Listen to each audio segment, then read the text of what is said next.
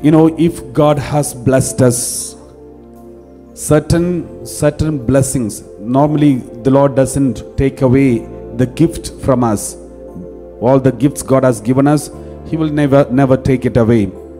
But sometimes certain blessings will be blocked, and it will be maybe be handed over to someone else because of our lack of trust or lack of commitment, lack of faithfulness to His call. For example, we know what happened to Judas. Judas was called, and Judas was made an apostle, but he was not faithful in his call, and he failed in his call, and then his blessing, his apostleship, his talents, and every call that he had was handed over to another person. So this is how in the Bible, let us read this word of God. 1 Samuel chapter 15 verse 23. 1 Samuel chapter 15 verse 23.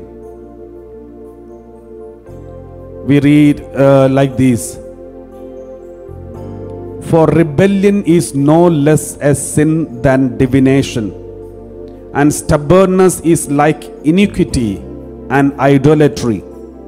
Because you have rejected the word of the Lord, He has also rejected you from being king. So Samuel was telling King Saul, some years ago, before becoming a king, Saul was a very obedient to the word of God. He obeyed the word of God 100%. And God has chosen him. God made him, though he was a shepherd, God made him the king. But once he became king, his character changed. Nature changed. His behavior changed. He became impatient. He started reacting, and he became rebellious and stubborn.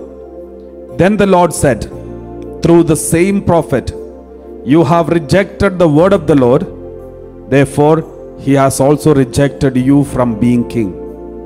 If that is the case, once upon a time when we were so connected to God, God was so happy and was blessing us. But now when we got all the blessings and prosperity and protection, every position that you never even dreamt of, when we got it, now we started forgetting God. We started forgetting the word of God. Then there is a possibility the Lord may say the same sentence to us too. Just like He said the same sentence to Saul, the same sentence can be addressed to each and every one of us, saying, you have rejected the word of God, therefore God has rejected you from being king, being in this position, having these blessings.